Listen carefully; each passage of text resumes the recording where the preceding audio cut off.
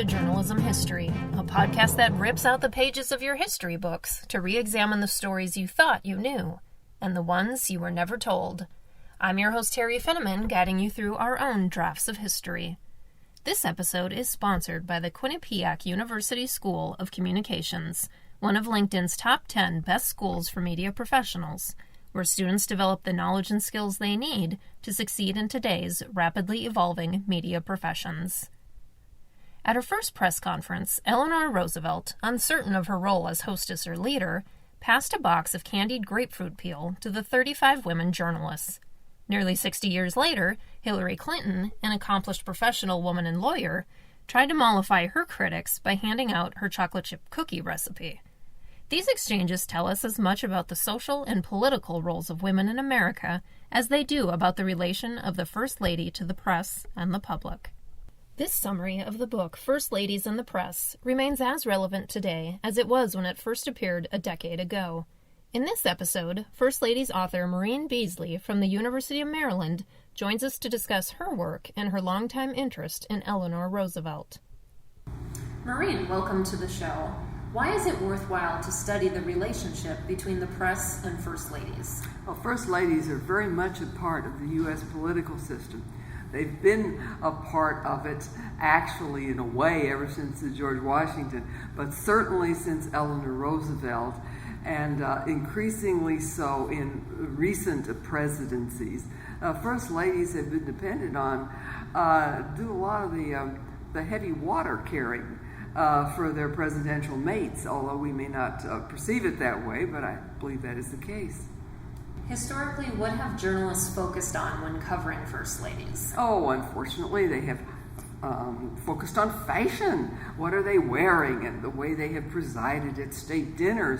But I think they're missing some of the main points, which is that First Ladies, let us look at Michelle Obama, and before her, at Laura Bush, were great fundraisers for the parties that their husbands were the heads of. You get a crowd, come out and see the First Lady, and people would contribute. So they become political campaigners on the part of their husbands and their husbands' political parties. So besides fashion, what are some other problematic ways the press has covered First Ladies? Oh, they've been put down in the sense that I think women are, in general, have been put down, as subordinates and people who are sort of there to soften the news and to look like they're, First Ladies are expected to always be gracious and hospitable and dignified, and they're not really allowed particularly to show all of their aspects to the public. What do you think of the press coverage of Melania Trump? I think it's a very interesting subject because Melania apparently is using fashion possibly to make critical comments about the administration of her husband, although we don't really know. Sometimes she is seen standing by his side smiling graciously, as First Ladies are supposed to do, but other times she is seen standing by his side scowling, and people wonder about that. And one time she swatted away his hand in a picture, and that's not what First Lady is supposed to do. What do you think should be the role of the First Lady? So historically, you have some of our First Ladies who haven't done much, and in more recent times, we've had more active First Ladies. Melania has been criticized for not doing as much and being as active as we've been accustomed to with Michelle Obama and Laura Bush and going back to Eleanor Roosevelt. What do you think the First Lady should be? What do I think the First Lady should be? Well, actually, I think she should be paid. I think she's a public official. And in fact, the courts have ruled that when the First Lady is carrying out governmental business, and sometimes First Ladies do go abroad to represent the president, say at the funeral of some head of state or something, that she is a public official. So on some occasions, she does meet the criteria that the courts have given for public officials. But personally, I would like to see her either paid to carry out a particular role which is described, a job description, or I would like to see her just be allowed to be herself. Now, in the case of Michelle Obama, here's a woman who engendered criticism from some when she made a comment that was interpreted as her anger at the way African Americans have been treated in this country, and then that raised such a furor that the whole time she was in the White House, she never did anything particularly controversial. The woman has a Harvard law degree, a woman highly intelligent, who'd been having a well-paid career. And here she describes herself, well, I'm just really Mrs. Mom, and I'm giving most of my attention to my 2 school-aged daughters. Fine, but the causes that she promoted, although most worthy, aid to military families and an attack on childhood obesity, are not the kind of causes that are controversial. And the interviews she gave were to women's magazines or to television programs where she was treated rather softly and kindly. One had the feeling that she had a great deal more to say on racial issues, for example, or on all the murders in Chicago, where she was from. But and then she did do some work with underprivileged African American girls, but nevertheless, for the most part, she ended her tenure in the White House beloved by the American public for the fact that she wasn't particularly controversial. But she certainly projected an image, I think, of a woman who loved her husband.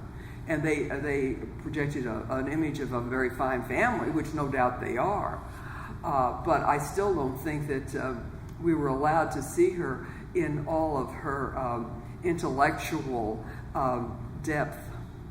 I think she was forced to kind of muzzle herself to be popular. So let's talk about that. How much influence do you think the First Lady has on her husband's political career? Yeah. Well, we don't know what sort of advice a First Lady may give her husband when they get together privately.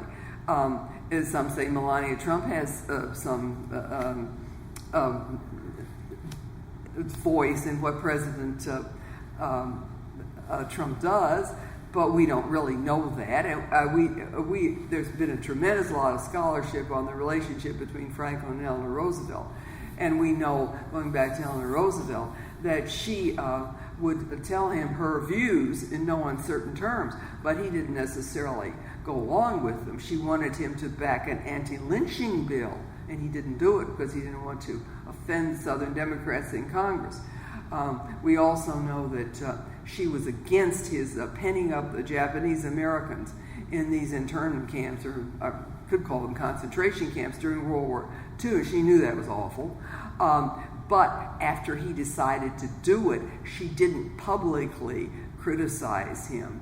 So I think the First Ladies do have a lot, perhaps, to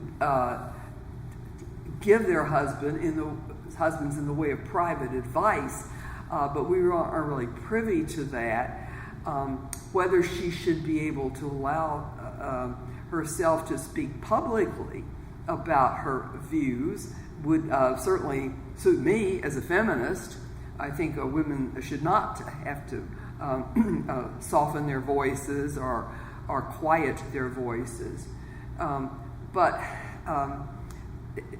the effect that she has on an administration is really hard to ferret out because of the privacy between the husband and wife.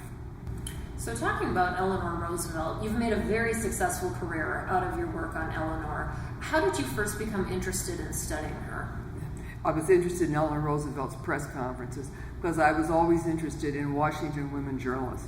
I was a journalist myself in Washington for about 10 years with the Washington Post, and I knew some of the problems that women encountered the sexism and the difficulties in being taken seriously as real reporters or professional women, and the effort to get women pushed aside from normal lines of advancement into so-called soft news, into feature stories, and into things that sort of padded out the newspaper, but were not as significant as the political stories that were on the front page.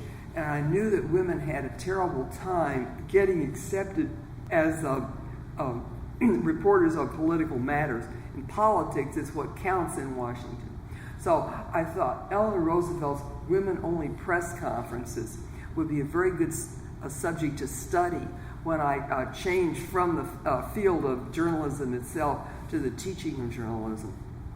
So expanding on that, why did Eleanor do that? Oh, she realized that women were terribly discriminated against in terms of assignments and in terms of hiring practices in newspapers of the day. And her intimate friend, Lorena Hickok, put her onto that and said, look, Eleanor, I know you don't want to be First Lady, and Eleanor didn't. Lorena eventually wrote a book about Eleanor called Reluctant First Lady. Eleanor didn't want to be First Lady because she didn't just want to sit in the White House and pour tea, which is what she had seen her aunt, Theodore Roosevelt's wife, do. But Lorena said, look, if you get the women reporters together, you can get them on your side, and you will be able to make an impact yourself and make public statements yourself. Of course, Eleanor had a real problem. She didn't want to step on her husband's toes either, and she said that to these women. But when she had her first press conference, which was in 1933, actually she had a press conference even before Franklin Roosevelt had his first press conference following his inauguration as president. She said to these women, now I see you as the interpreters to the nation of what goes on in the White House. And so she saw them as a group that she could use to try to make the White House a symbol of interest in the causes that she personally pushed. Eleanor's heart was always in the right place. She was always a social worker at heart, and she was always interested in the cause of the downtrodden, or the people who were left out, the marginal people. She had a real affinity for understanding those who were in the desperate circumstances, the Depression. There were plenty of them, and she saw these women as her conduits to the nation as a whole. She became more comfortable in her role of First Lady, making many public speeches herself. Well, she'd been making speeches actually even before she became First Lady. But then she kind of moved actually beyond the press conferences and began to speak more and more for herself, either through things she wrote and published, her daily newspaper column, My Day. But she always had these press conferences. It was one of the first things she did when she was First Lady, and actually she had her last press conference on the day that Franklin Roosevelt died unexpectedly. So, like her husband, Eleanor Roosevelt became known for being very media savvy, as you were just talking about. So how did this shy and insecure woman transform herself into such a strong strategic communicator? I think she simply grew in the role, but these press conferences that we've just been talking about helped her a lot. And she had a small coterie of women who were her sisters at heart, and who were the central group of her press conference girls, as they called themselves. One was Ruby Black, and I just published a book in 2017 called Ruby A. Black, Eleanor Roosevelt, Puerto Rico, and the politics of Washington. Eleanor depended on Ruby Black quite a bit. Ruby Black was a reporter for the United Press International, it wasn't United Press International in those days. It was United Press. It was a wire service which was a competitor of the Associated Press. However, the UP would not hire women, and Ruby got that job covering Eleanor simply because Eleanor refused to let any man cover her press conferences. So Ruby felt very indebted to Eleanor. And Ruby and Eleanor became pretty close friends. And the point of my book in 2017 was that Eleanor and Ruby together more or less conspired to advance the political fortunes of Eleanor's boss. I'm sorry, not Eleanor's boss, of Ruby's boss, Louis. I always get his name kind of messed up because I'm not very good at Spanish. But anyway, he was the main political figure in Puerto Rico. And Luis Manzo Morin, of course. And he became sort of the voice of the New Deal in Puerto Rico politics, which is very complicated. It was complicated then, it's complicated now. And if you go to San Juan today, the airport's named for him, and there are things all over Puerto Rico that are tributes to him. He was Puerto Rico's leading political figure in the 20th century, Luis Manzo Morin. And he ran a newspaper, La Democracia. Ruby was the Washington correspondent for that newspaper. And because she was so close to Eleanor, she could get Eleanor to invite Louis to the White House and have tea with her. And then through Eleanor, he was involved in a meeting with Franklin. And it had a great impact on the policy of the United States government toward Puerto Rico, a territory then as it is now.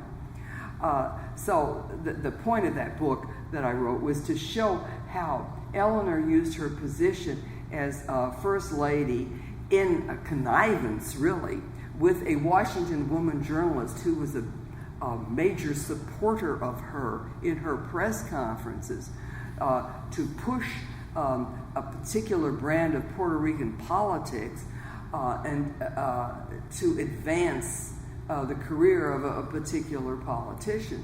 And one of the things about the First Lady, of course, is she can provide entree to the president himself. And Eleanor did that in a lot of cases. In fact, historians are still trying to sort out all the impact that Eleanor had on policies because they weren't written down necessarily. Personal comments she may have made to Franklin and just conversations. However, getting back to the press conferences, Ruby Black was a very important member of these press conferences, and she was so grateful to Eleanor for getting her the job and for advancing her career in other ways, because Eleanor would sometimes see other people who Ruby would send to her, and she helped make Ruby an important figure in Washington journalism, even though you might say, well, it wasn't perhaps so ethical for Ruby to use her position as a reporter to advance the interests of others before Eleanor. But anyway, Ruby did. Then there were some other people. Bess Furman, who covered the press conferences for the Associated Press. She too was quite friendly with Eleanor on a personal basis. There were some other women, May Craig, who worked for Maine newspapers, and then later became kind of a star of Meet the Press, first on radio and then on television. So these women used the press conferences, and Eleanor used the press conferences to advance themselves, but in doing so, they also played an important role in advancing the interests of women in general. I know my mother was a bored housewife in a little town in Missouri, Sedalia, Missouri, but she used to read me, as a small child, Eleanor Roosevelt's comments, My Day, about what she did in the White House. And of course, one of the things she did was to hold these press conferences for women, and she was always inviting women of note into the White House, either to sometimes appear before the press conferences or to have private meetings with her, or to be there for some ceremonies. And then my mother would read about that, and she would say, oh, this is what this woman is doing. And even though my family was Republican, she would say, well, I'm sure that she, Eleanor, is better than he, Franklin, is. My mother saw her as a woman who was, moving out into the world and was advancing the cause of women. I think that's why she read me these columns. She was saying, well, look what a woman can do. So earlier you mentioned the name Lorena Hickok, Yes. and there has been some debate about the extent of the personal relationship between Lorena and Eleanor and whether it was romantic in nature. What is your stance on this? And is this even a worthwhile debate, or is it just pure interest? Well, I think it's a worthwhile debate in the fact that today we accept same-sex relationships, and we don't look so askance on them. That is, many portions of the public do not. There are other portions of the public feel differently on this matter. But I think if you get into the Roosevelt material, you will find that Lorena Hickok's picture, for example, has been cut out. Some of the photographs that were taken of people around Eleanor at the time which Lorena was there by her side. And you would find that this relationship certainly was minimized. Today, I don't think we were so horrified by it as they might have been at other earlier periods, nor do I think it's all just pure interest, because I think it has something to say about our acceptance of same-sex relationships. Did Lorena Hickok have a good influence on Eleanor Roosevelt in terms of helping Eleanor to develop her role as First Lady? I would say she did. She was the inspiration for Eleanor's press conferences. She also helped edit some of Eleanor's magazine articles. Eleanor was a terrific writer of magazine articles, mainly for women's periodicals, Ladies' Home Journal in particular, but others too, later McCall's. And Eleanor would consult her. If you look at their correspondence, much of which was destroyed through the years, a lot of it by Lorena, but I think some of it by others.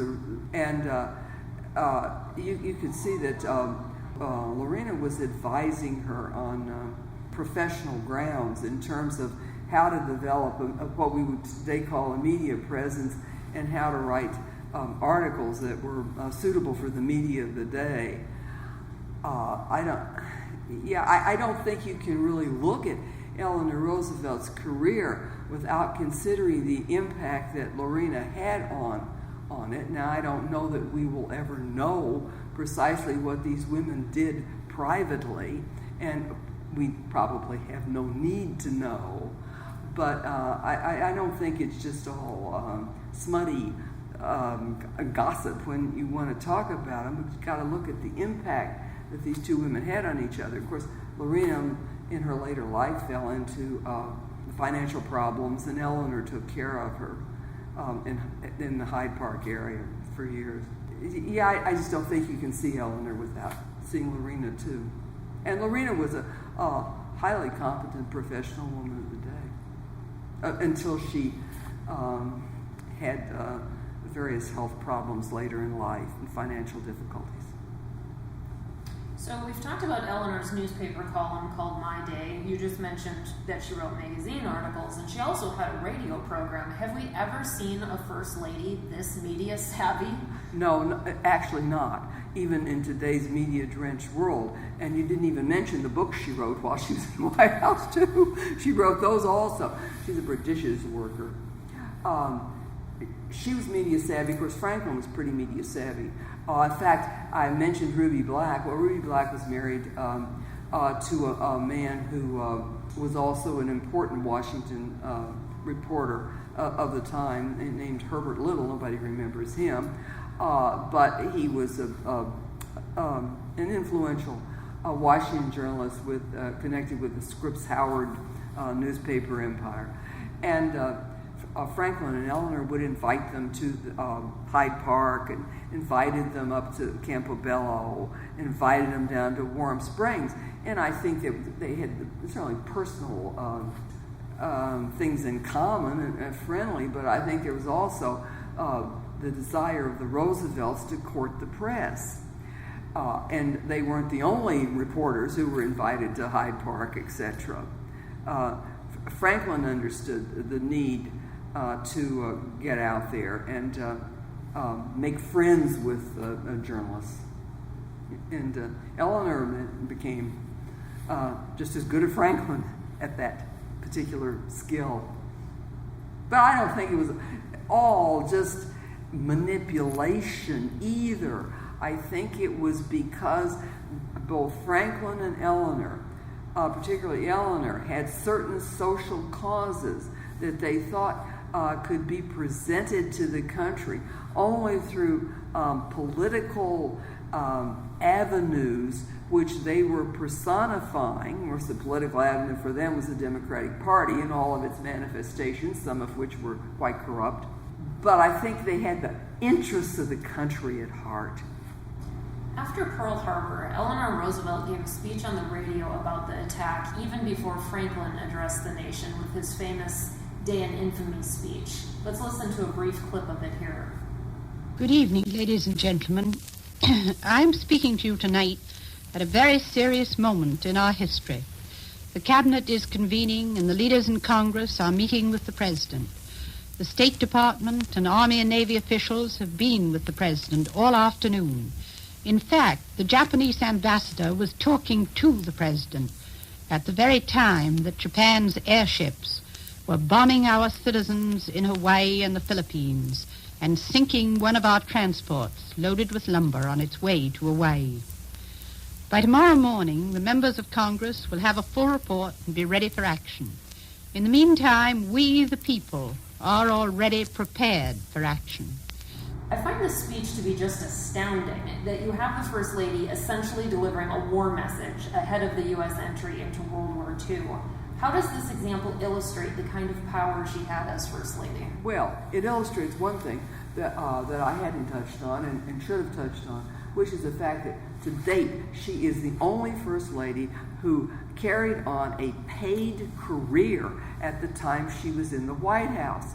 And the reason she spoke to the American public before Franklin, after that terrible attack on Pearl Harbor, was because she had been contracted to give a series of speeches for the Pan American Coffee Bureau, sponsored broadcasts.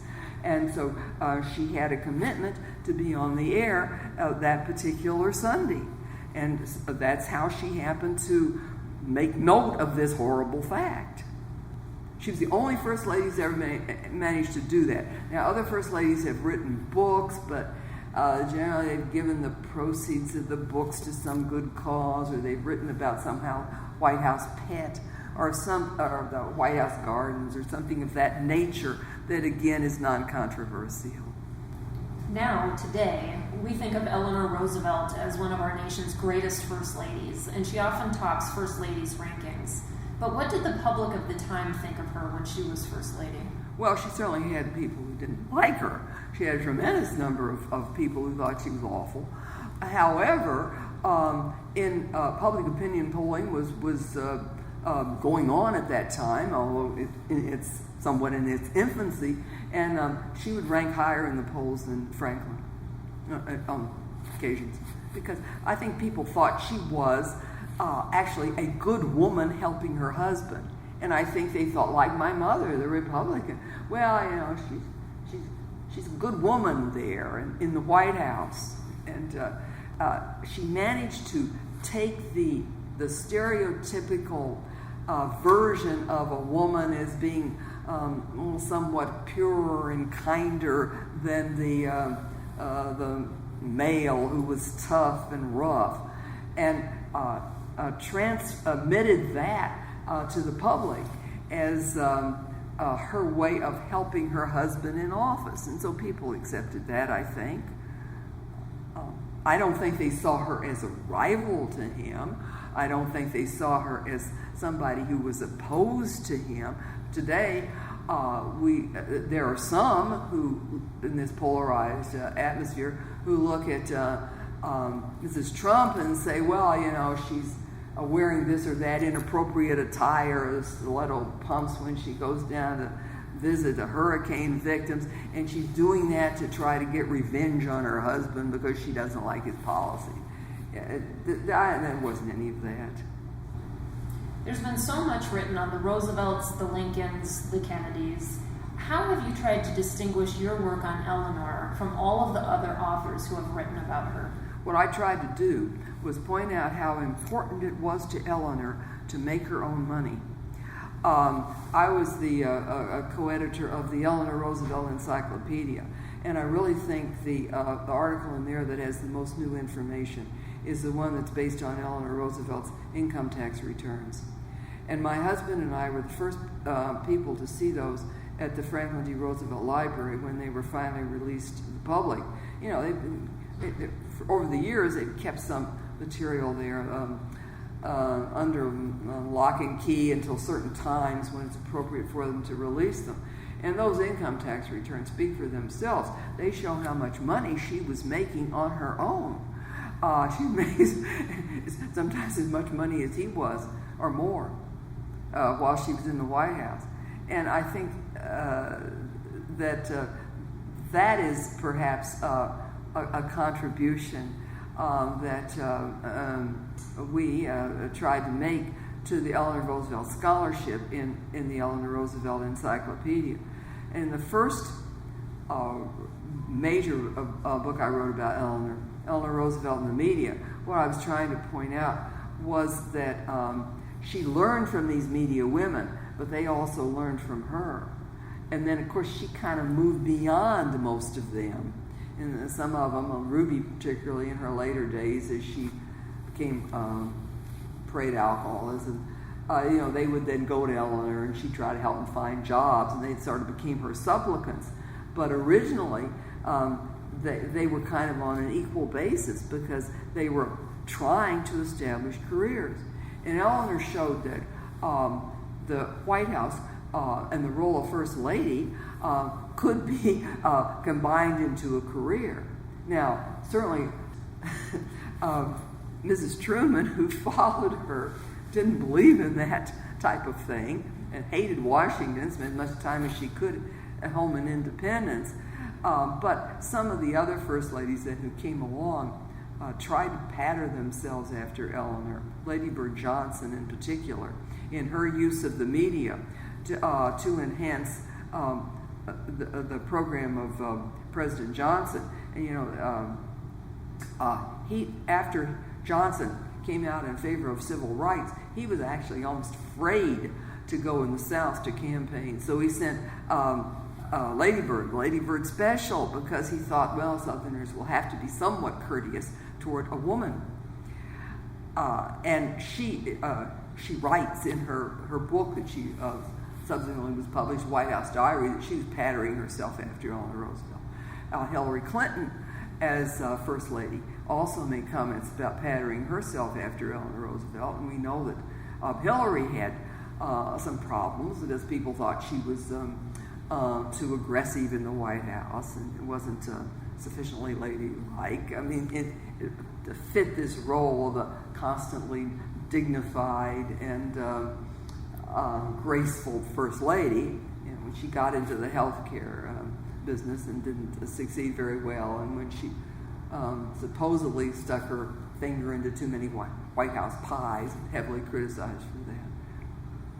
But no, in answer to what I think I've added to the Eleanor Roosevelt Scholarship, the emphasis of Eleanor as a career woman herself. Great. So, our final question of the show is, why does journalism history matter? Why does journalism history matter? Well, why does any history matter? How do we know what we're going to do tomorrow if we don't look at what we did yesterday and see what we did wrong yesterday. If so-and-so is going to become First Lady tomorrow, or for that matter, if such and such is going to become the first husband tomorrow or the first gentleman tomorrow, I would think those people will want to see how others have handled the role of the presidential spouse. Now, of course, the study of First Lady is just a very, very slim portion of journalism history as a whole, but I can't imagine a more powerful institution in society than the media today. And journalism is certainly part of that. It's the founding block for the media system that we have now. And how can we make sensible decisions or good decisions about how we're going to handle our country as we move forward if we don't look at the history of this institution? Thank you all for tuning in, and thanks again to our sponsor, Quinnipiac University School of Communications. And special thanks to C-SPAN for the radio clip in this episode. Until next time, I'm your host, Teri Finneman, signing off with the words of Edward R. Murrow. Good night, and good luck.